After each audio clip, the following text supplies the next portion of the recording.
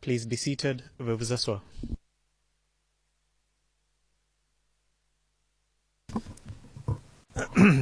Good morning again. Le président, bonjour à nouveau et je donne immédiatement la parole au bureau du procureur. Monsieur Nimerja, merci Monsieur le Président. Bonjour Monsieur Nguessan. Bonjour. Oui. Alors nous nous sommes laissés sur la dernière question et il s'agissait de votre travail en tant que ministre des droits de l'homme et du genre de dossiers sur lesquels vous vous étiez penché. Vous avez donné un exemple de la MACA, des prisonniers qui avaient été tués. Dans le cadre de votre travail, donc vous nous avez expliqué qu'au départ, vous aviez mis en place certaines mesures dans les lycées, etc. Est-ce que vous aviez aussi recueilli d'autres violations des droits de l'homme, mis à part celle des policiers dont vous nous avez mentionné avant la pause? Écoutez, un matin, j'ai été réveillé par un de mes informateurs à Dzopé pour m'informer que 2 jeunes gens et leur père ont été enterrés vivants dans un village d'Adzopé. Et l'auteur de cet acte serait un député de la nation. Il a fait creuser un trou. Il a mis les personnes dans ce trou et il a laissé seulement dépasser la tête. J'ai immédiatement appelé le commandant des brigades et je lui ai dit, de la région d'Adzopé, je lui ai dit, c'est un cas flagrant et qu'en pareille circonstance, ce monsieur n'est pas protégé par l'immunité parlementaire, donc de le mettre aux arrêts. Et c'est ce qu'il a fait. L'affaire a pris une certaine tournure parce que ce député était un député du Front populaire ivoirien. Le président de l'Assemblée nationale d'alors, que je connais bien, a saisi Madame la première dame d'alors pour lui dire que voici ce que le ministre des Droits de l'Homme est en train de faire à un député du Front populaire ivoirien. Je m'en suis entretenu au téléphone avec la première dame pour lui dire que c'est un cas de flagrant délit qui ne pouvait pas en être autrement. Et que si elle souhaitait qu'il y ait un apaisement, il serait préférable qu'elle-même se rende du moins dans ce village, parce que nous ne pouvons pas admettre qu'un élu de la nation se fasse justice. C'est un cas parmi tant d'autres. Un autre jour, je reçois un appel de Vavois. Vavois, c'est une ville à l'intérieur du pays qui était sous contrôle des forces nouvelles. C'était un commerçant libanais, acheteur de produits, qui s'était fait arracher ses 3 cargaisons par ce qu'on a appelé un chef de guerre. J'ai immédiatement appelé ce chef de guerre et je lui ai dit, tu restitues non seulement les produits, mais je te conseille de faire libérer immédiatement ce Libanais. Donc j'ai eu plusieurs cas comme ça. Je peux vous dire aussi que, en Conseil des ministres, il arrivait que le président Gbagbo, sur des dossiers sensibles, me transmette de manière discrète un document me disant « Monsieur le ministre, gérez ça avec beaucoup de discrétion parce que cela relève de votre compétence. » C'est l'exemple d'un ministre qui était avec nous au gouvernement, dont le père s'était autorisé à s'approprier les plantations d'un autre sous prétexte que son fils était ministre. À la fin du Conseil des ministres, j'ai immédiatement interpellé le ministre pour lui dire, écoute, cher collègue, tu gagnerais à dire à ton père de restituer dans les plus brefs délais, sinon je vais être contraint de porter l'affaire au niveau du Conseil des ministres pour que ce soit tranché. Donc il y avait plusieurs cas comme ça qui m'étaient soumis, et soit par des collègues, soit par le président, soit par le Premier ministre. Et je tentais dans la mesure du possible de les résoudre. Mais ce qui est certain, c'est que la Côte d'Ivoire ayant traversé cette période, les violations des droits de l'homme étaient régulières, constantes. C'est pour cela que, en 2006, au moment de célébrer la Journée internationale des droits de l'homme, j'ai demandé et obtenu l'autorisation du président de la République et du Premier ministre pour que cette journée soit organisée dans la zone sous contrôle des forces nouvelles, en vue de les sensibiliser au fait que les droits de l'homme sont des droits que nous devons protéger, quelles que soient les circonstances.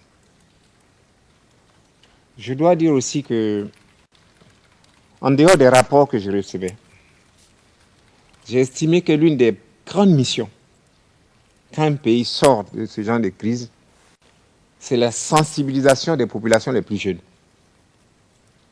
Parce que nous pouvons dire qu'il y a une génération qui est pratiquement perdue pour ce concept, vu toutes les actions qui ont été commises.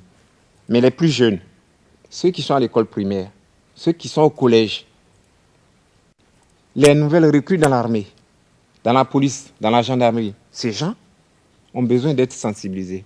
Donc j'ai vraiment établi des programmes spécifiques dans ce sens et j'en suis même arrivé à proposer que les droits de l'homme soient introduits dans les cours déjà à l'école primaire.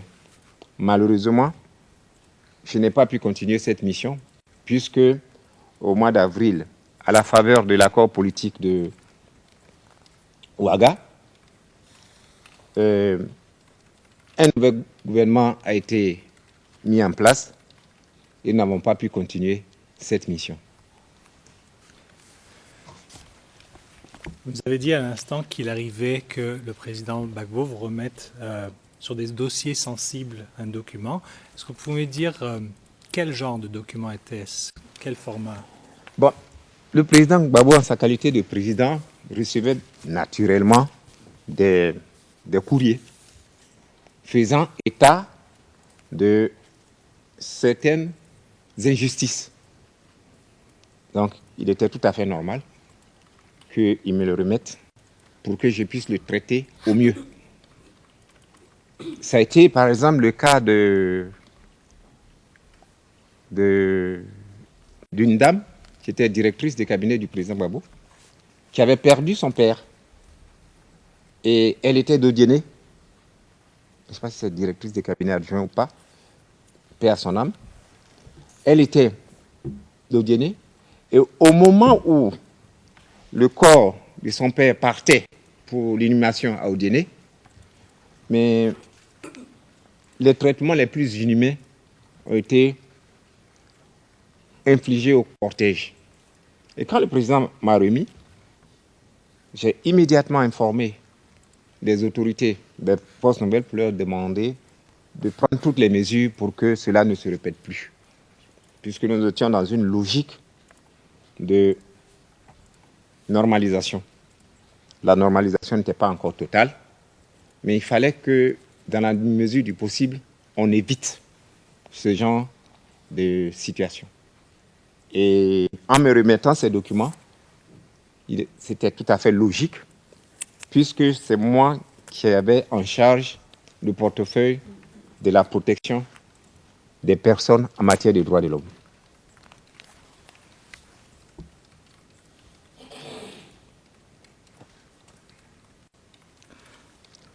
Vous nous avez parlé il y a un instant d'un député du Parlement du FPI. Dans ce dossier, vous avez reçu une intervention ou un coup de fil de la part de la Première Dame. Oui. Qu'en a été-il du cas de ce député du FPI? Le député n'a pas été jugé en flagrant délit. Madame la Première Dame s'est rendue le week-end qui suivait dans le village pour apaiser les populations. Donc, le dossier a été traité de manière amiable. Cependant, je dois dire que cela a servi d'exemple pour qu'un élu de la nation comprenne, parce qu'il avait été mis aux arrêts. Quand il s'est rendu lui-même le lendemain, il a fait déterrer les gens et puis il les a pris, il est parti à la gendarmerie. Mais comme j'avais déjà averti le commandant de brigade, quand il est arrivé, on l'a mis aux arrêts. Mais cela a servi d'exemple pour que les gens comprennent que, quelle que soit la position qu'on occupe, on n'a pas le droit de se faire justice soi-même. Vous avez dit à l'instant que le président Gbagbo recevait naturellement des courriers faisant état de certaines injustices et que lorsqu'il vous remettait ça, c'était à vous de traiter de ces dossiers. Est-ce que vous informez le président par la suite du résultat de votre traitement? Il n'y en a pas eu beaucoup, mais à partir du moment où il n'y avait pas de courrier par la suite, c'est que c'était traité. Mais j'ai eu l'occasion, des fois, de lui dire, Monsieur le Président, le dossier a été traité, il a été résolu. Et il me félicitait pour ça.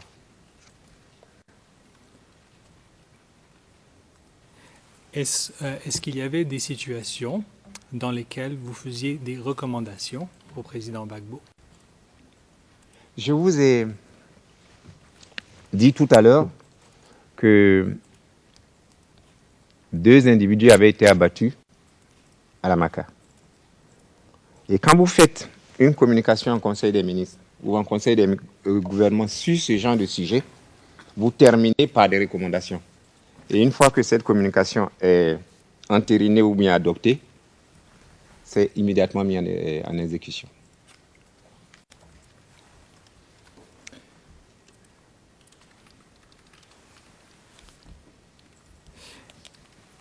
Y avait-il dans vos travaux des situations où vos recommandations n'avaient pas fait de suite? Il n'y avait pas de suite à vos recommandations? Je ne crois pas.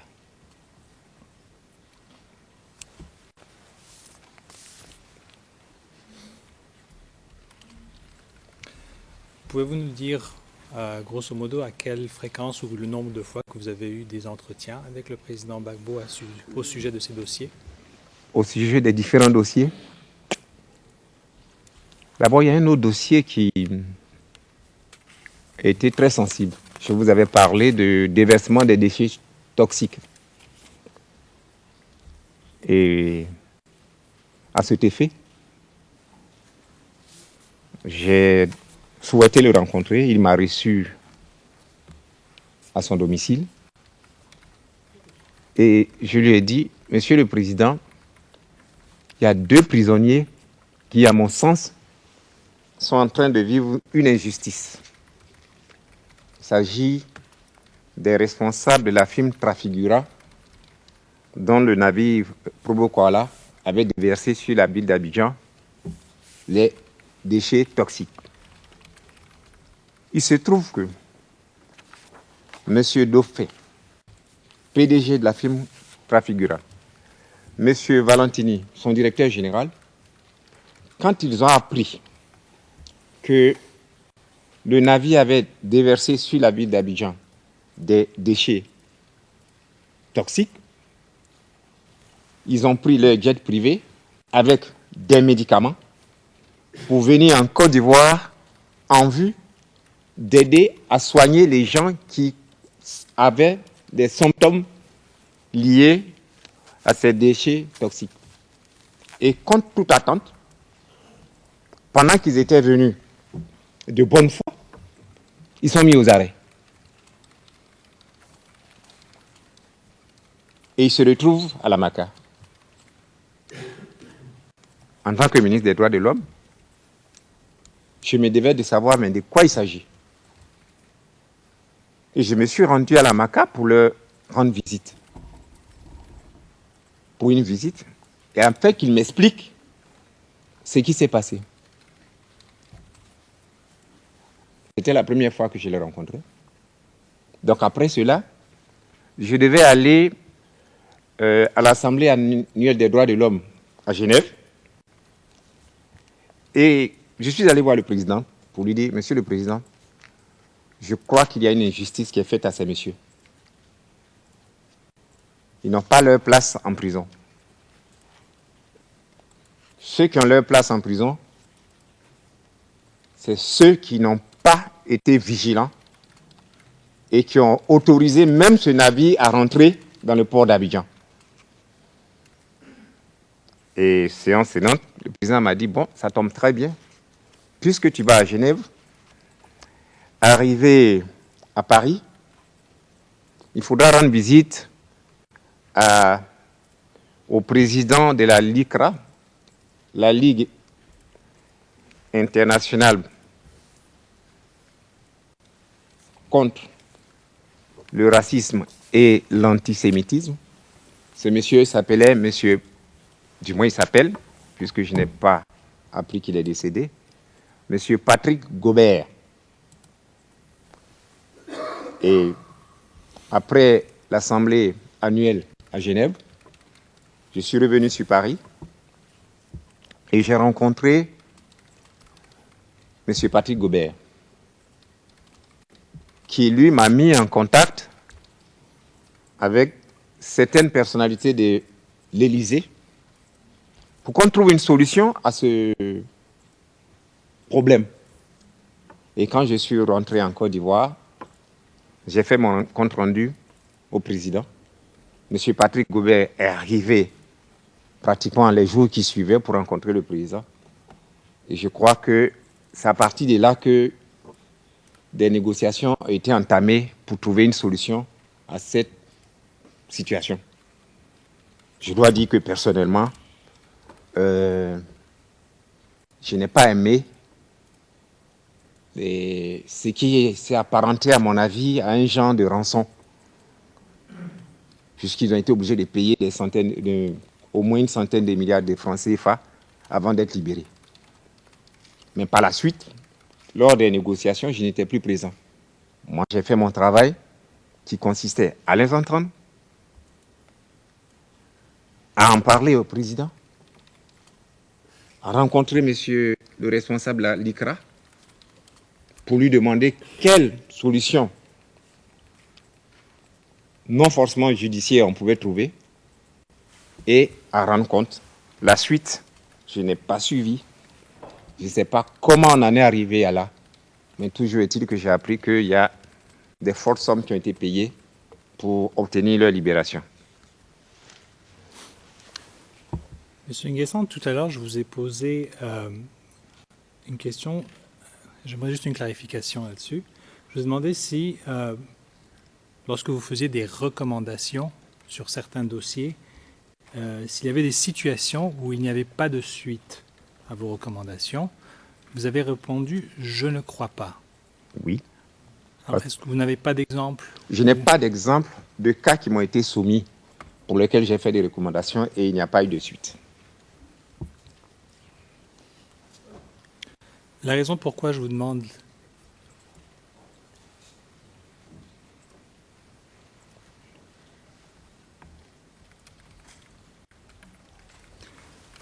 La raison pour laquelle je vous demande cette clarification, c'est que dans votre déclaration de l'an passé, de l'an 2015, Oui. vous indiquez que, et ça c'est au paragraphe 17, le IRN c'est le 0083 0329, donc CIV OTP 0083, pardon, 0317, 0317. Et vous dites, dans ce paragraphe-là, que pendant que j'étais ministre, j'ai fait des recommandations. Excusez-moi. Est-ce que Est-ce qu'il y a un décalage? C'est cela ce dont il s'agit? Monsieur Dimanjo, oui. Le président, non, c'est juste pour savoir. Parce que je pense qu'il faudrait que cela soit énoncé clairement pour le compte-rendu d'audience. Le fait que vous voulez le confronter à ce qui a été dit. Pendant que j'étais ministre, j'ai fait des recommandations au président Gbagbo en ce qui concerne les abus des droits de l'homme, mais il n'y avait pas de suite à mes recommandations et il restait encore une culture d'impunité en Côte d'Ivoire. Bien, j'ai pu dire cela, j'ai pu le dire, mais je dis pour les cas qu'il m'a soumis. Il n'y en a pas beaucoup. Il y en a à peu près 3. Pour ces cas, il y a eu des suites. Mais de manière globale, en ce qui concerne les droits de l'homme, quand un ministre propose qu'on mette en place une police des droits de l'homme et qu'il n'y a pas de suite, on peut dire que ce qui peut résoudre de manière substantielle la situation dégradée des droits de l'homme n'a pas été pris en compte. Mais pour les cas spécifiques qu'il m'a soumis, je réponds par l'affirmative, il y a eu des solutions. Mais sinon, la problématique des droits de l'homme, elle est globale. Elle est globale. J'ai recommandé qu'on intègre dans le cursus scolaire de la formation aux droits de l'homme. J'ai obtenu de l'ONUCI certains manuels, mais il n'y a pas eu de suite. Est-ce qu'il pouvait y avoir des suites vu la brièveté de mon séjour au gouvernement? Peut-être que si j'avais eu la possibilité de continuer ma mission pendant 1 ou 2 ans, j'aurais été à même de dire que sur la question de l'enseignement des droits de l'homme, sur la question de la police des droits de l'homme, peut-être que j'aurais eu des suites. Et c'est de ça que je parle quand je dis qu'il n'y a pas eu de suite pour ces dossiers qui sont éminemment importants. Je l'ai dit tantôt, l'objectif, c'est de créer une nouvelle mentalité.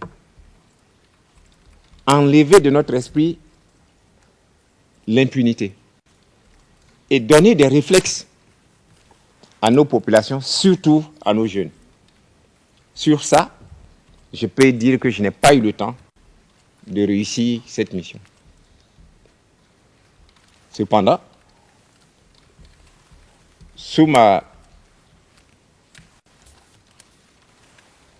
lors de ma présence au ministère, j'ai pu enfin rendre effectif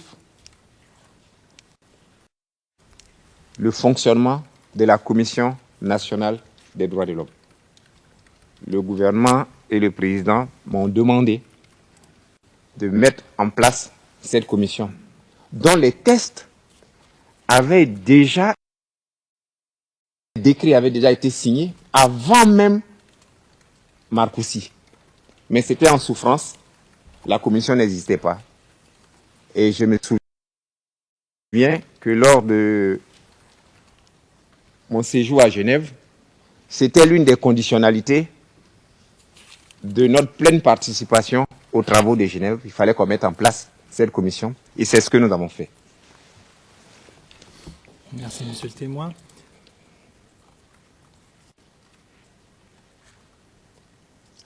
Vous nous avez dit qu'il y avait eu 3 situations dans lesquelles le président Gbagbo vous a remis des dossiers. Vous en avez parlé d'un. Pouvez-vous nous dire très brièvement quels sont les 2 autres Je vous ai parlé du cas de ce ministre dont le père était en train de spolier un pauvre paysan. Je vous ai parlé du cas de paix à son âme, Madame la directrice des cabinets adjoints du président. Et je vous ai parlé du cas de... non, c'est les 2 cas que j'ai en mémoire en ce moment-ci. Mais en tout et pour tout, je ne crois pas qu'il m'ait soumis plus de 3 cas. Can we move on? Excusez-moi, est-ce que vous pouvez passer à autre chose? parce que le procès ne porte pas sur le témoin, c'est au sujet de quelque chose d'autre. Chapitre, Monsieur le témoin. Pouvez-vous nous dire, avant votre nomination comme ministre des Droits de l'Homme, est-ce qu'il y avait eu des enquêtes sur les tueries de mars 2004 dont vous nous avez parlé hier et ce matin? Oui, il y a eu des enquêtes.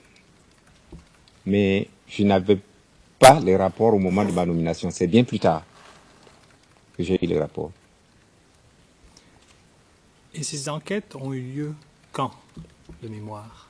Je crois que c'est pratiquement un mois après les tueries de mars.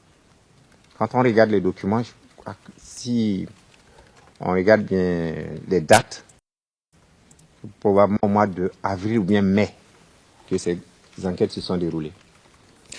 Et brièvement, pouvez-vous nous dire quel était le résultat de ces enquêtes? Ces enquêtes qui ont été menées par une commission mise en place par le Conseil de sécurité de l'ONU ont abouti à ce qu'il y a eu 120 personnes tuées pendant les événements de mars. Je fais remarquer qu'au niveau du G7, par un système de proximité, nous avons identifié au moins 350 morts dans nos rangs. C'est ce que j'appelle le système de proximité. Le G7, du moins le RHDP, c'est les partis politiques légalement constitués, c'est les responsables des sections dans les quartiers. Donc on a fait des remontées de ces informations et on a mis en place une cellule spéciale au sein du G7 pour faire un rapport circonstancié avec les images, les photos, la réparation des torts. Est-ce que des procès ont eu lieu suite à ces enquêtes? Non.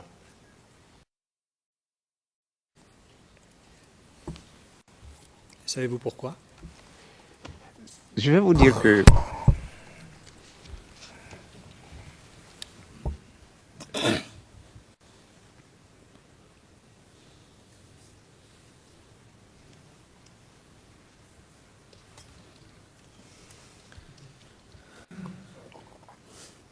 Yes, please. Le président, oui, allez-y.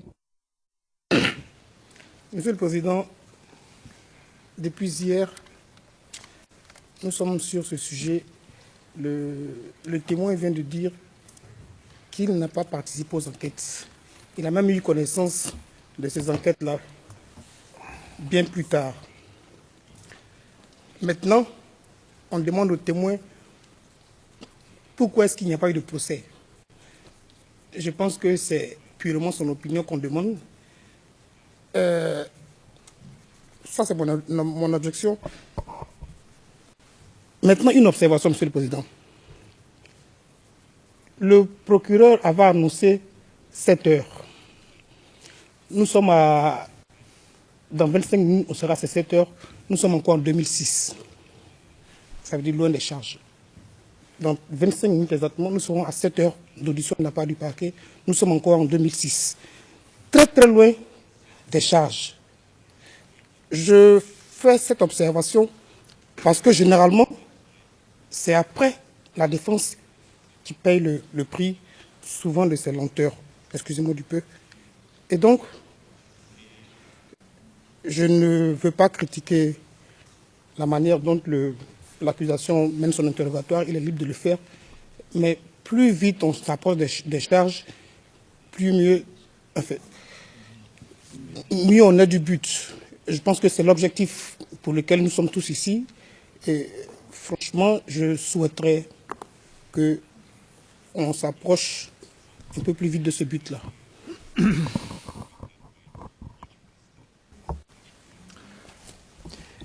Monsieur Darmidjan, Monsieur le Président, je m'apprêtais à poser une dernière question sur ce sujet avant de passer à 2010.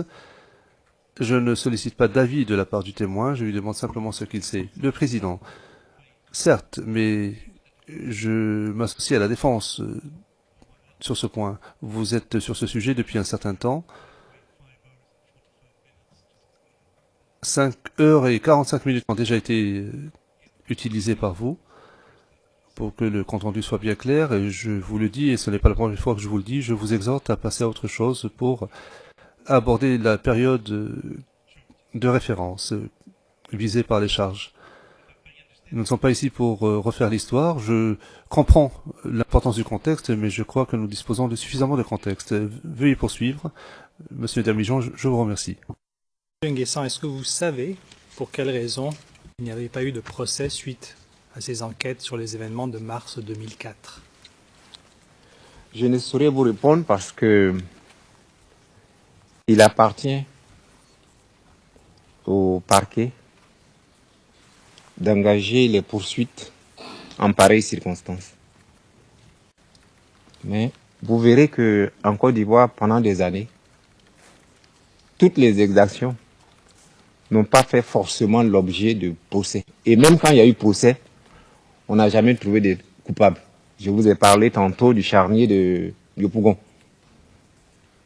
Les événements de 2004, les événements de mars 2004, novembre 2004, les exactions sur les populations civiles, partout, il n'y a pas eu de procès. Mais par contre, nous nous sommes retrouvés dans des situations où il y a eu des lois d'amnistie qui ont été prises. En son temps, je n'étais pas encore ministre, j'avais écrit pour dire que les amnisties politiques n'ont aucune valeur quand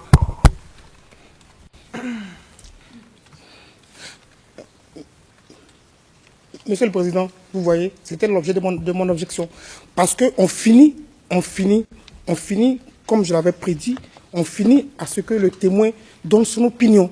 On finit toujours de la même manière. Le témoin est en train de donner son opinion. Il a commencé par dire qu'il n'était pas aux affaires à cette époque-là, donc il ne saurait l'expliquer. Après, mais c'est vu de la manière dont la question est orientée, on en finit toujours par son opinion. The witness says what he No, did. but he, Monsieur Damijan, le témoin nous a dit ce qu'il a fait. Et le président, non, il ne s'agit pas d'opinion. Il a simplement dit qu'il n'avait pas eu de procès pour des crimes. Mais là, je vous arrête là. Je vous arrête. Je ne veux pas que vous alliez plus avant. Vous parlez toujours de périodes qui sont très lointaines, qui n'ont rien à voir avec le cadre temporel des charges. Monsieur Damijan, je fais passer à autre chose, Monsieur le Président. Mais je voudrais juste vous rappeler l'intervention d'hier. Vous comprenez pourquoi nous avons cité ce témoin à la barre. C'est pour parler du plan commun pour établir le président interrompant. Le président interrompant, oui, nous comprenons cela. Je vais vous demander de passer à autre chose maintenant.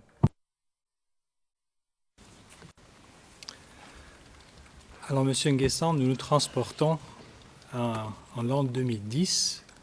Nous savons qu'au mois d'août 2010, les élections sont annoncées. Alors, à ce stade-là, vous êtes déjà au sein du RDR depuis 2008. Est-ce bien ça? oui, D'accord. Alors, le décret qui porte la convocation du collège électoral prévoit les élections pour le 31 octobre. Est-ce que vous pouvez nous dire tout d'abord quelle a été la réaction de l'opposition lorsque ce décret a été adopté annonçant les élections? c'est vrai que l'option c'est d'aller vite. Mais il y a quelques faits majeurs qu'il est bon de signaler.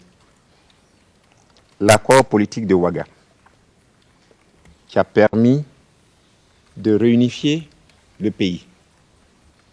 La signature, du moins la cérémonie de la flamme de la paix à Bouaké. Le démantèlement de la zone de confiance.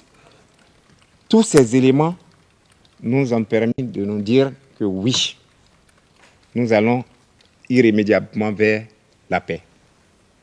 La publication de la liste électorale, la prise du décret portant, décret relatif à la convocation en vue de l'élection présidentielle. C'était des éléments positifs. Et au niveau du RHDP, principalement au niveau du RDR, nous étions heureux de savoir qu'après une dizaine d'années de balbutiement, nous allons maintenant rentrer dans la phase effective. Mais il était bon que je vous signale ces cas, accord politique de Ouaga, visant au désarmement, cérémonie de la flamme de la paix, pour montrer que on était rentré dans une phase irréversible de normalisation. Merci, monsieur le témoin. Pouvez-vous nous dire, avant le premier tour des élections, quand débute la campagne électorale? La campagne, de manière officielle et selon les tests, a lieu 2 semaines avant la tenue de l'élection. Donc, mais dans la pratique, les candidats sont en pré-campagne depuis quelques mois. Personnellement, j'ai été désigné directeur régional de campagne du candidat Alassane Ouattara pour la région du Ifou, qui comprend essentiellement les villes de Mbayakro, Daokro, Ouélé, Prikro, du moins à peu près 7 à 8 départements. Donc, pratiquement, des mois auparavant, on était sur le terrain. Et cette campagne, il faut le dire, s'est bien déroulée. Nous avons pu sillonner toutes les régions de la Côte d'Ivoire sans être inquiétés. Pouvez-vous nous dire quels étaient les thèmes de la campagne électorale des principaux partis politiques? Alors, vous me posez une colle parce que entre la campagne de cette année et celle de 2010, je me mélange un peu au niveau des doutes. Mais si ça me revient, je vous le donnerai. D'accord. Est-ce que vous aviez suivi la campagne électorale des autres partis politiques en 2010? Oui, bien sûr. Nous avons suivi leur campagne parce que nous avons besoin d'avoir leurs arguments pour pouvoir trouver des contre-arguments sur le terrain. Est-ce que vous aviez reçu de l'information sur ce qui était des intentions du camp présidentiel en ce qui concernait les élections? Écoutez, déjà, avant qu'on rentre en campagne, je me souviens d'un écrit de président Anaki, président du MFA, où il disait en substance qu'il est presque convaincu que le camp en place accepterait difficilement de quitter le pouvoir une fois qu'ils auraient perdu. Et il a demandé à ce que les militants du RHDP se tiennent prêts à envisager cette hypothèse. Et ça, c'est une déclaration qu'on peut retrouver, c'était pratiquement 3 mois avant. Maintenant, je dirais que les élections elles-mêmes, que ce soit pendant la phase des pré-campagnes, la phase des campagnes, les choses se sont très bien déroulées. Très bien déroulées. Il y a eu un deuxième tour rendu obligatoire qui a opposé le président Alassane Ouattara et le président Laurent Gbagbo. Le jour où ces 2 candidats arrivés au second tour se sont retrouvés à la télévision nationale pour faire un débat civilisé, comme on en voit partout ailleurs dans les démocraties modernes, nous étions tous heureux. Nous étions satisfaits. Et pour certains parmi nous, on s'est dit, enfin, on va sortir de la grave crise que nous avons connue. Mais cependant, on était vigilants, puisque des informations nous faisaient état du fait que le camp de M. Gbagbo s'apprêtait à faire un hold-up électoral. On avait des informateurs, des individus qui venaient nous trouver pour nous dire, vous savez, on est en train de îloter tel quartier, on a logé dans telle cité universitaire des personnes de langue anglaise. Apparemment, ce seraient des mercenaires. Donc, on avait toutes ces informations qui nous parvenaient. On est même venu me remettre un jour des billets de banque de la BCA, des billets avariés, troués. Et on m'a dit, ces billets ont été remis à ceux qui sont chargés de perturber la proclamation des résultats. Seulement, on leur a dit, prenez ces billets, et si vous arrivez à maintenir M. Gbagbo au pouvoir, vous revenez et vous prendrez ces billets en de bons billets en contrepartie. Ça, c'est les gens qui nous ont donné ces informations. On a pris ça au sérieux. On a pris cela au sérieux. Alors, que va-t-il se passer? Premier tour de l'élection présidentielle. Deux candidats arrivent en tête. Le président Gbagbo et le président Alassane. Le certificateur de l'ONU, c'est-à-dire le représentant spécial du secrétaire général de l'ONU, certifie les résultats du premier tour. Pas de problème. Deuxième tour, démarrage de la publication des résultats zone par zone.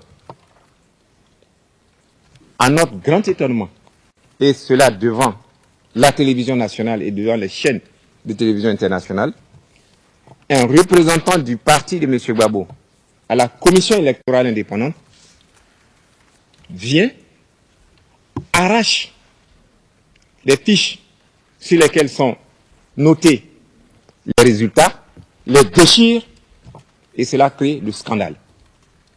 Ces images sont connues.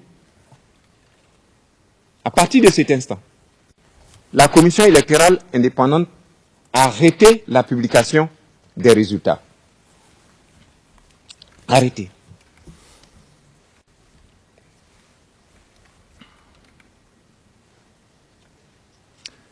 Oui, laissez-moi revenir sur certains détails que vous venez de nous donner.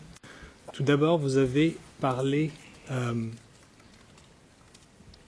de personnes de langue anglaise, des mercenaires. Est-ce que vous avez eu un peu plus d'informations à propos de qui il s'agissait exactement? On n'avait pas eu plus d'informations. Ce que nous savons, c'est que nos informateurs, et je souhaite qu'on puisse taire le nom de ce principal informateur dont j'ai donné les coordonnées aux membres du bureau du procureur, en vue de vous permettre de l'interroger pour confirmer ou infirmer les informations que je vous avais fournies en son temps. Maintenant, revenons à l'entre-deux tours du scrutin. Comment est-ce que les... Monsieur le Président. Pardon. We do know how to deal. Le Président, nous savons comment traiter ce genre d'informations. Le Président, je puis imaginer, enfin je sais, nous savons comment composer avec ce genre d'informations. Eh bien, moi je ne sais pas du tout comment faire avec ce genre d'informations parce qu'on s'est éloigné du témoignage ou de ce que doit être un témoignage. Nous sommes passés à ce qui ressemblait à des oui-dire, puis nous sommes passés à de vagues bruits qui ne ressemblent même pas à des rumeurs, et on ne sait pas du tout d'où viendraient ces bruits, ces rumeurs, puisqu'on n'est même plus dans le oui-dire.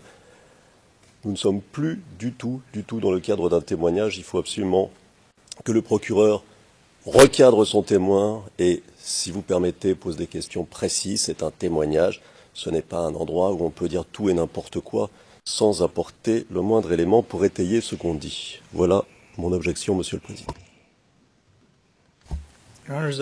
Monsieur Dermidjian, Monsieur le Président, je pense que cette objection est inappropriée en présence du témoin. Le témoin a dit, nous a fait part de ce qu'il a vu. Il a vécu les élections.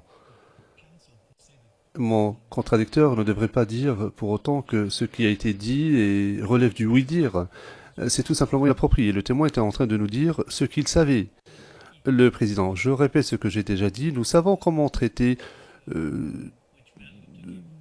et nous savons quelle valeur à donner à ce genre de réponse apportée par le témoin. Je vais vous demander de poursuivre, mais je vous rappelle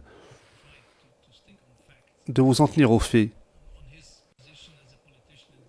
Parler de son rôle de politique pendant cette période-là et essayer d'obtenir des faits du témoin.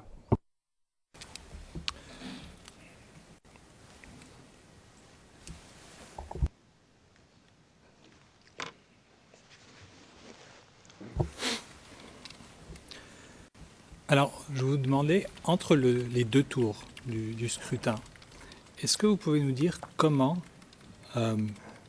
dans les thèmes de la campagne électorale de la majorité présidentielle, comment étaient présentés les partis d'opposition, dont Alassane Ouattara? Avant de répondre à votre question, je voudrais rebondir sur les propos de Maître Atit et lui dire, c'était très important Monsieur pour le moi. Président.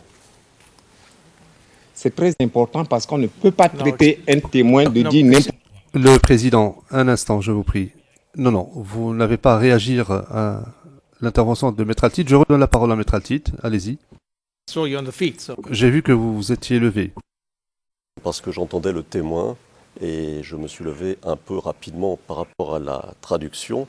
Mais enfin, j'allais vous demander de dire au témoin ce que vous venez de dire. Donc, voilà. Oui, monsieur Nguessan, on s'en tiendra à question-réponse. D'accord? Merci. Je vous en prie. Alors, est-ce que vous pourriez répondre à ma question ou voudrez-vous que je répète la question? Si vous pouvez répéter, cela m'irait droit au cœur. D'accord.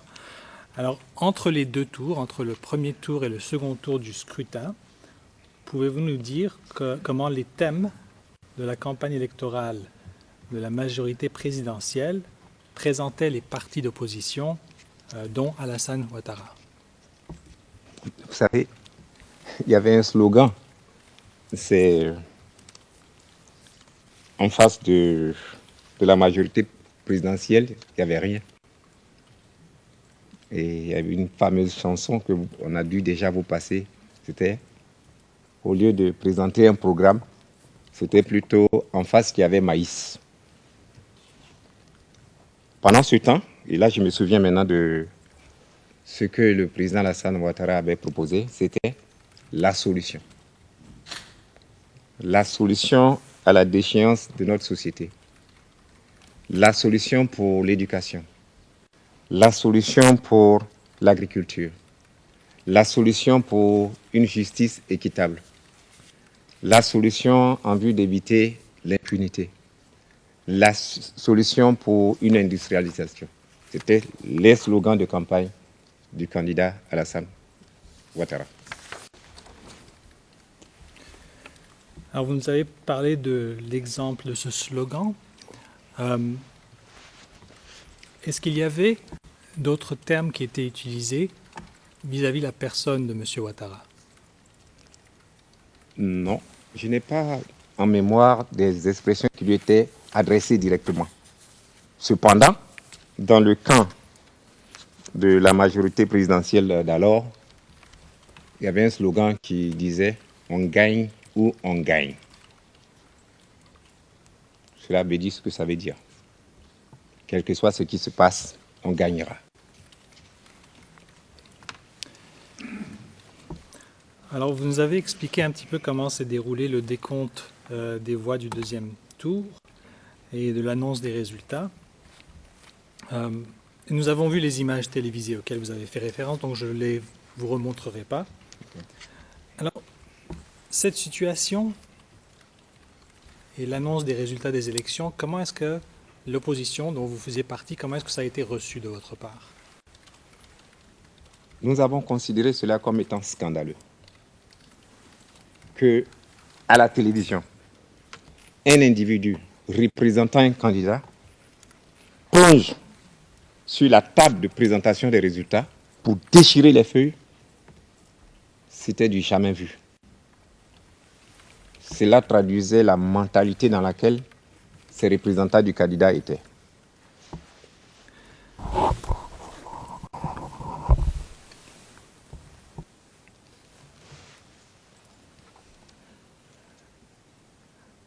Maître André. Pour être bref, dire simplement que là, le témoin vient de donner une opinion.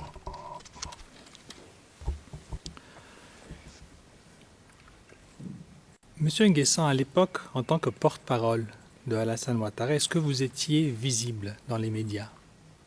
Oui. Est-ce que votre visibilité à l'époque a eu une conséquence quelconque sur votre personne? J'étais connu en tant que porte-parole. Et je participais au débat. J'intervenais dans la presse écrite. Je faisais des contributions pour vanter les mérites de mon candidat. Et sur le terrain, j'animais, je fréquentais les différents groupes qui constituaient nos départementaux pour leur expliquer qu'il fallait se mobiliser pour pouvoir obtenir le maximum de voix pour notre candidat. Donc j'étais très visible sur le terrain, j'étais connu de nos militants et de la même manière j'étais connu de l'opposition.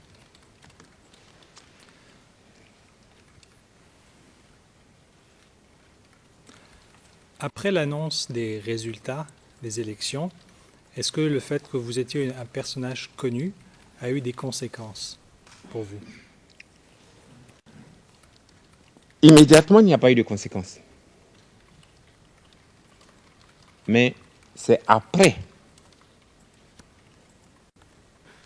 que se soit retrouvé dans une forme de bicéphalisme à la tête de l'État que les choses vont commencer par se gâter en Côte d'Ivoire. Le camp de M. Gbagbo proclame avoir gagné les élections. M. Alassane Ouattara, suite à la publication faite par la Commission électorale indépendante et la certification du représentant du secrétaire général de l'ONU, dit oui, c'est moi qui ai gagné les élections. Alors on va assister à deux choses. Un côté, une prestation de serment par le président Gbagbo, et puis de l'autre, une prestation de serment par... Mr. Witness, we know that. Le président, monsieur le témoin, nous savons cela. La question était de savoir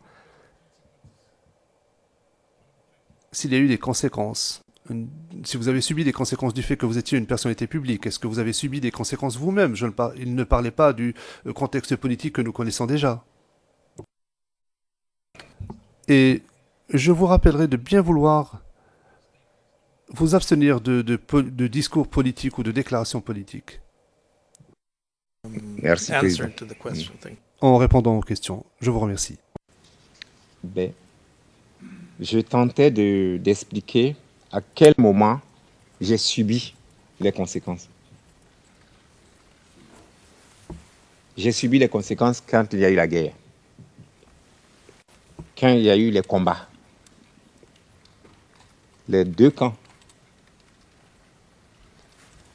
se sont mutuellement attaqués. Et le jour, principalement le 7 avril, le président Alassane Ouattara a annoncé qu'il faisait un blocus sur le domicile du président Gbagbo et qu'il demandait aux populations de vaquer à leurs occupations. C'était le 7 avril au soir.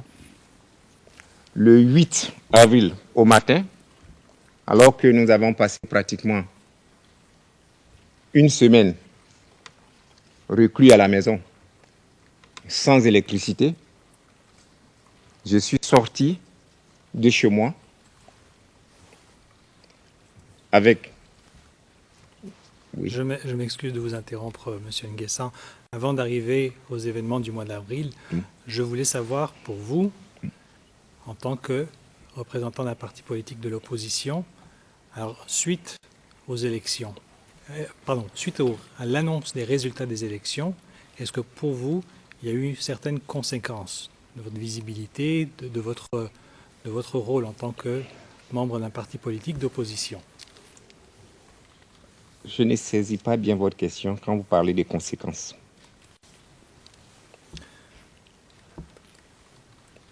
Alors, si nous regardons les mois de décembre, janvier, février, durant cette période, bon, étiez-vous toujours à Abidjan, hein, dans votre maison? Oui, j'étais dans ma maison, mais à partir du mois de février, j'ai déménagé. Pourquoi? Tout simplement parce que c'était la période où les résidences de tous les dignitaires de l'opposition étaient saccagées et pillées. Et j'ai failli recevoir la visite. Du moins, ils sont arrivés à mon ancien domicile pour constater que je n'y étais plus. Parce que j'avais déménagé sans informer qui que ce soit. Et quand vous dites « ils sont arrivés », c'était qui? C'est les patriotes qui avaient envahi la ville d'Abidjan, qui pillaient les domiciles. Le ministre Dibi a eu son domicile pillé, le général Bani a eu son domicile pillé, le ministre Mabri Proaqueuse a eu son domicile pillé, et je vous dis que c'était la désolation parce que les gens rentraient dans les maisons, ils pillaient les biens et ils s'en allaient.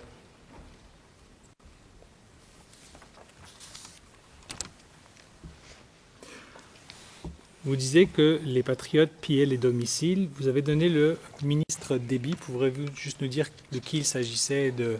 Le ministre Dibi était le ministre de l'économie et des finances. Le ministre Mabri était en ce moment ministre du transport. Le général Bani est un général à la retraite. Voici ces 3 cas que je peux vous citer. Je ne parlerai pas des autres dignitaires de l'opposition qui ont vu leur maison systématiquement pillée.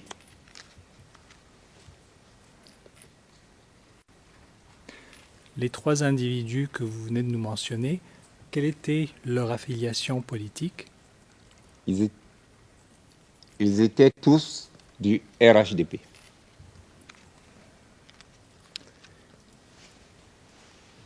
Vous avez dit que vous ne parlerez pas des autres dignitaires de l'opposition, mais je vous pose quand même la question, quels sont ces autres dignitaires qui ont vu leur maison systématiquement pillée? Je n'ai pas de nom en mémoire et donc je ne peux pas aller plus loin dans mes affirmations. Mais ceux-là, c'est des cas précis qui nous a été donné d'observer. Juste un petit instant.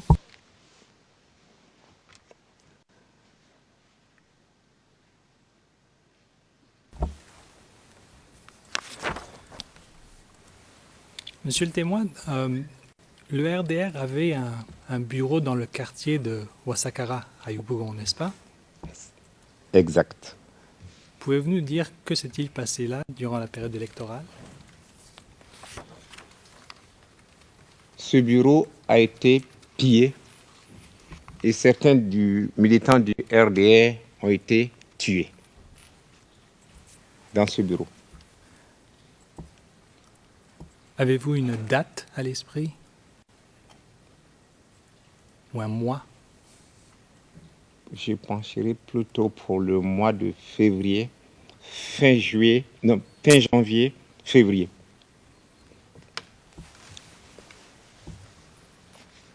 Vous nous dites que ce bureau a été pillé. Certains membres du RDR ont été tués. Est-ce que vous avez appris de qui a commis ces actes? Je dois dire que c'était la confusion totale. Chacun cherchait à se protéger au mieux. Donc nous n'avons pas eu le temps de faire les investigations nécessaires au moment de ces faits. Mais ces faits sont réels.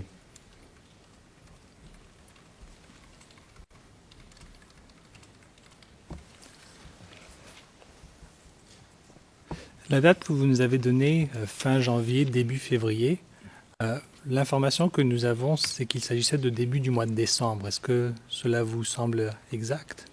Je ne peux pas dire plus que ça puisque je n'étais pas témoin des faits. Cela nous a été rapporté, donc je ne peux pas vous dire que effectivement c'est en décembre ou bien février. Mais les heures les plus chaudes que nous avons connues, c'est le mois de février et mars. Alors, vous venez de nous parler un petit peu de ces pillages et de cette atmosphère durant la période post-électorale.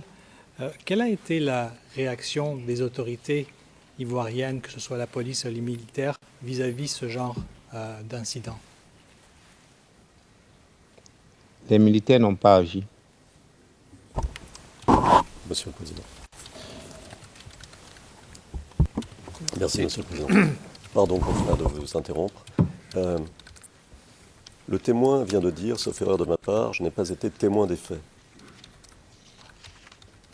Pourquoi lui poser la question? Quelle a été la réaction des policiers s'il n'a pas été témoin des faits? Il n'en sait rien.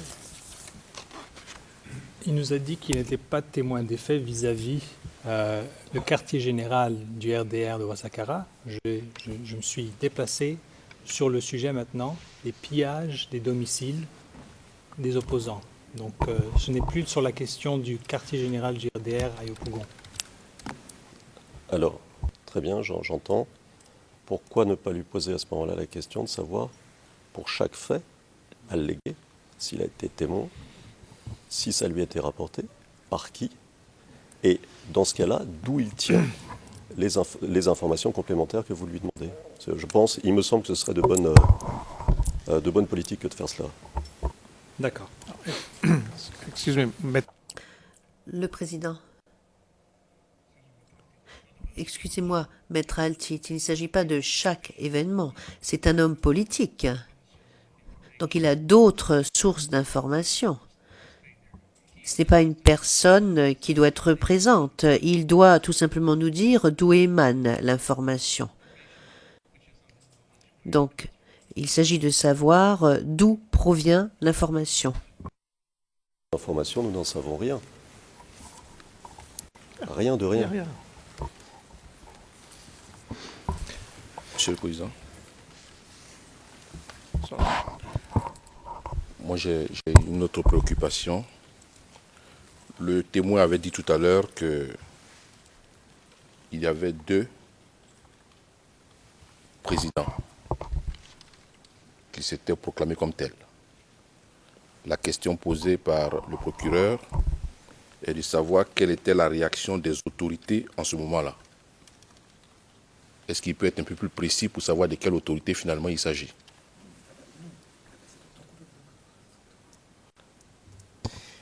you're right. Vous avez raison. Oui, oui, je l'avais noté moi-même. 3 ministres, mais des ministres qui appartenaient à quel camp? Nous n'en savons rien. Donc je pense que nous nous trouvons dans une situation étrange. Je dis étrange pour rester neutre. Nous devrions toujours savoir exactement de quoi nous parlons. Voilà. Monsieur Nguessan, tout à l'heure, vous nous avez donné 3 exemples.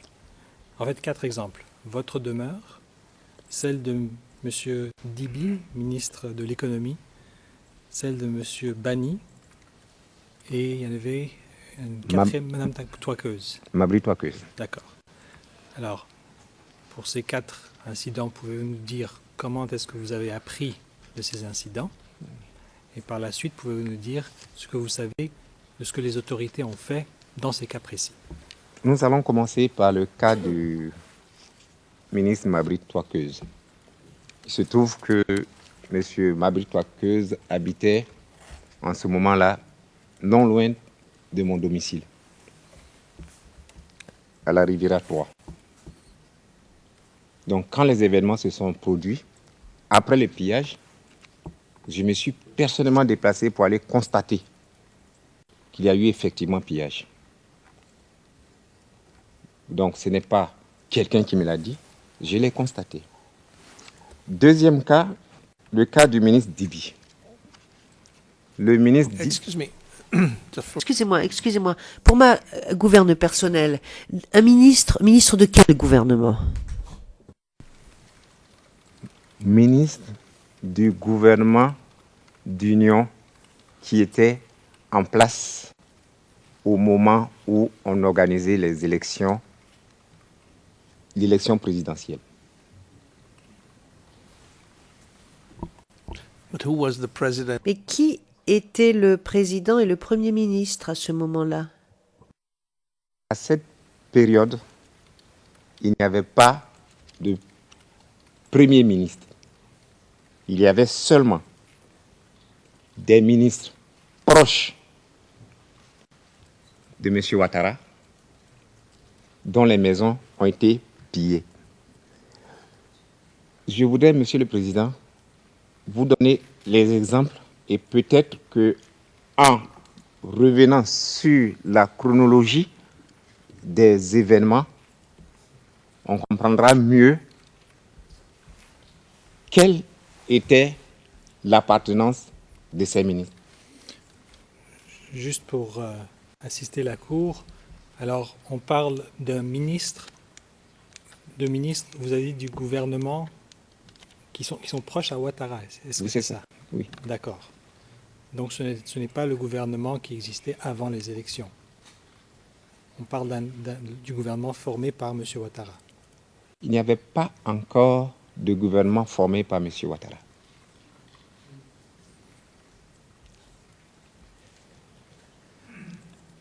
Ok, alors lorsque vous dites ministre, peut-être pour clarifier pour les juges, qu'est-ce qu'on veut dire? Quel est ce poste ministériel? Monsieur le ministre Dibi était le ministre de l'économie et des finances, nommé par le président Gbagbo Laurent. Il était encore ministre. Ce gouvernement n'avait pas encore été dissous. Mais c'est un ministre proche du RHDP. Il en est de même pour le ministre Mabri Touakeuse, qui était proche du RHDP. Le général Bani, je me suis personnellement rendu à son domicile parce qu'il m'a appelé. J'ai des liens de parenté avec lui pour me faire constater que toutes ces médailles et ces grandes décorations qu'il a pu avoir à travers le monde, en tant que général, ont été pillées. C'est là qu'il va me donner une information capitale. Il me dit ceci. J'ai appelé le président Gbagbo pour lui demander de m'envoyer du secours pour que l'on ne pille pas ma maison. Le président Gbagbo lui aurait rétorqué ceci. Mon général, trouvez des personnes pour assurer votre sécurité et vous m'enverrez la facture. Ça, c'est le général Bani qui me l'a dit. Mon cas à moi,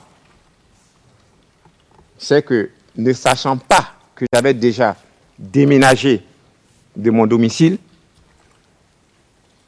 les jeunes qui pillaient les domiciles sont allés à mon domicile et ils ont interrogé la voisine qui leur a dit « On ne sait pas où il est parce qu'un matin, on s'est réveillé et on ne le voit plus dans le quartier. »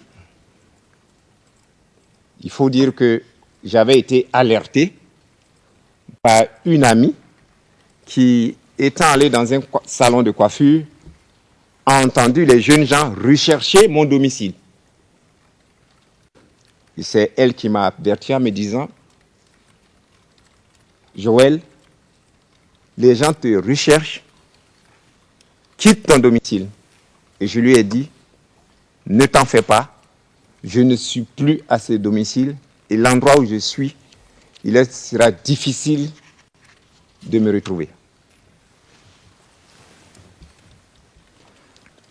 Monsieur Nguessan, pouvez-vous nous clarifier quand, vous avez dit au mois de février, mais quand au mois de février est-ce que vous avez quitté votre domicile? Dans la première semaine du mois de février.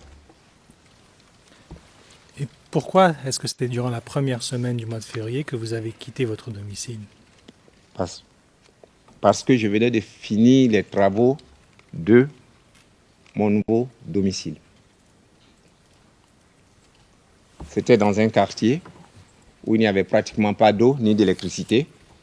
Mais compte tenu des informations qui nous parvenaient sur les risques que nous encourons, j'ai préféré déménager avec ma famille en attendant d'avoir et l'eau et l'électricité dans le quartier.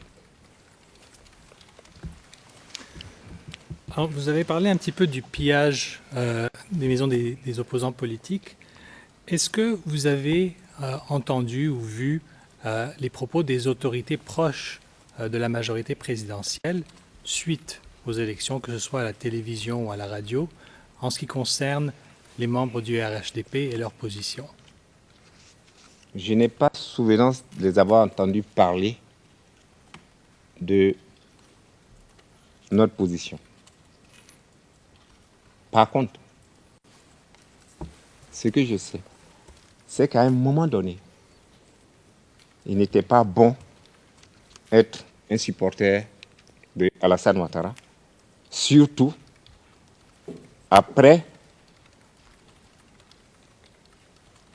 l'existence du bicéphalisme au niveau de l'État. Il y avait le président Alassane Ouattara qui a prêté serment au Golfe.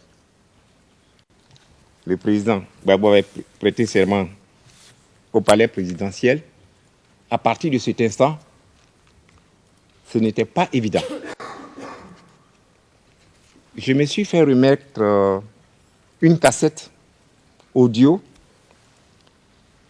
d'un prêche d'un pasteur. Et dans ce prêche,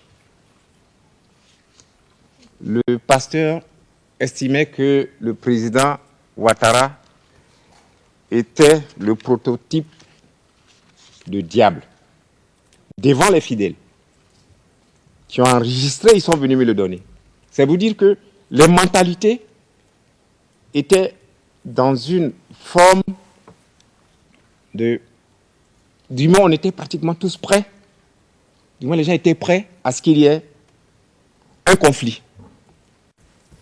Je voudrais vous dire que d'un point de vue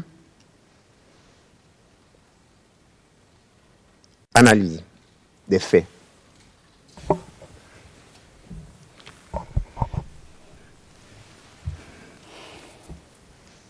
Oui, Monsieur le Président, oui, c'est vrai que je prends beaucoup de plaisir à écouter le témoin, mais malheureusement, nous ne sommes pas là pour écouter son analyse. Nous sommes là pour qu'il témoigne sur des faits. Bien malheureusement, j'aurais bien voulu entendre son analyse une autre fois, mais nous sommes là pour entendre son témoignage sur des faits. Et puis c'est tout, Monsieur le Président. I fully agree. Je suis absolument d'accord. No analysis, facts, please. Please, pas d'analyse, s'il vous plaît, des faits.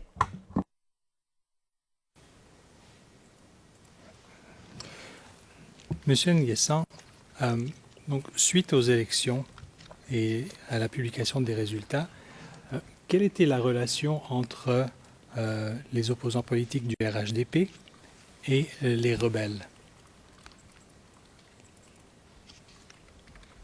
le Premier ministre, M. Kibafori Guillaume,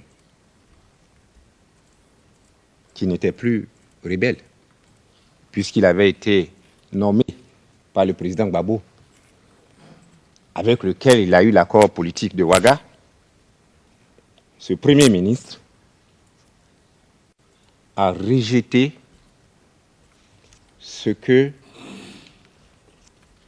qui s'apparentait à un hold-up électoral.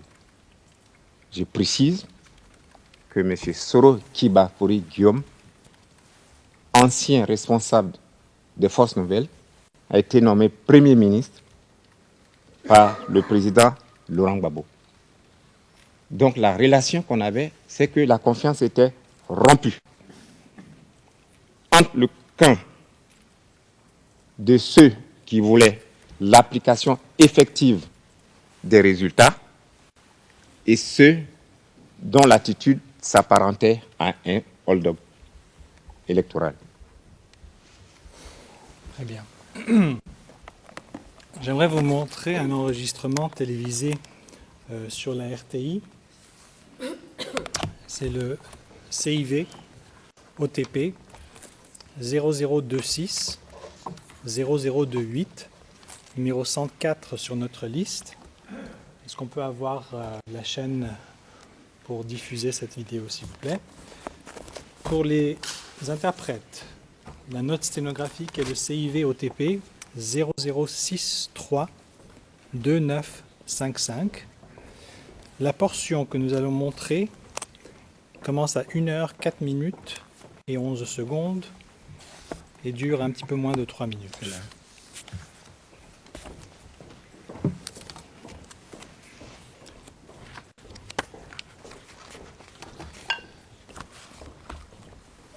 Pour les interprètes, pardon, je vous donne la ligne, c'est page 14 à partir de la ligne 537.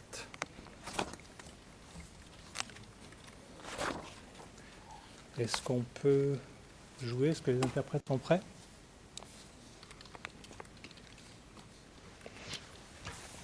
Je ne vois pas d'ici. Oui? D'accord. Allons-y.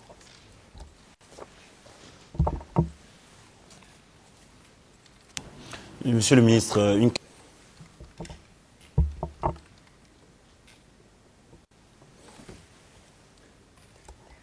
We don't have the channel. We don't have the floor. Je pourrais avoir le contrôle, je vous prie?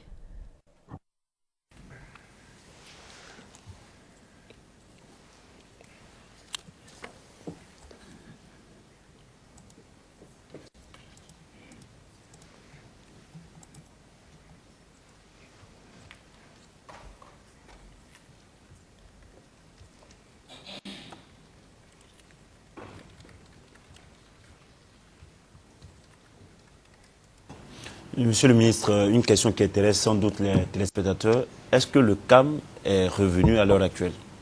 Oui, aujourd'hui sur Abidjan, le calme est revenu et comme disent les militaires, la situation est sous contrôle. À l'intérieur du pays également, la situation est revenue au calme. Et il faut signaler que les rebelles du RHDP ont décidé d'agresser nos forces de défense et de sécurité à Tiebissou, à Bangolo, à Zouaounien, à Dieukwé. Ils ont décidé de ne pas s'arrêter à une manifestation à Abidjan, mais ils ont décidé de s'attaquer à nos forces de défense et de sécurité. Je dois dire que les forces de défense et de sécurité sont mobilisées pour faire barrière à cette imposture. Ok, monsieur le ministre, avant de vous quitter, de vous laisser partir, est-ce qu'il y a un appel à lancer aux populations? Oui, l'appel que je voudrais lancer aux populations, c'est d'abord de féliciter le peuple de Côte d'Ivoire, qui, dans sa grande majorité, s'est démarqué de cette imposture, qui, dans sa grande majorité, ne s'est pas associé à ces manifestations.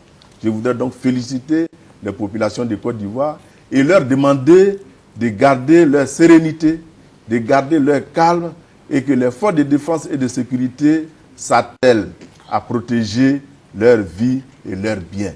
Je demande donc à tous de rester calmes et de rester sereins. La Côte d'Ivoire ne va pas plier parce que la Côte d'Ivoire est un pays debout et nos forces de défense et de sécurité font leur travail, protègent les populations et leurs biens. Demain, il est prévu une autre manifestation, cette fois-ci sur la primature. Et quelles sont les dispositions qui doivent être prises? Mais j'espère que la sagesse va habiter nos amis du RHDP pour que ce qui s'est passé aujourd'hui leur serve de leçon. Parce que ces 20 personnes qui sont mortes, on aurait pu l'éviter. Et je crois que demain, il faut que la sagesse les habite, qu'ils reviennent à la raison et qu'ils évitent de faire encore un coup de force qui pourrait endeuiller davantage la Côte d'Ivoire. Nous ne le souhaitons pas. Les forces de défense et de sécurité ont fait preuve de maturité et de sang-froid. Ils vont continuer de le faire. Mais j'appelle ceux qui, dans ces tentatives de déstabilisation, ne veulent pas baisser les bras, de revenir à la raison. Et c'est la Côte d'Ivoire qui va gagner. Merci, monsieur le ministre.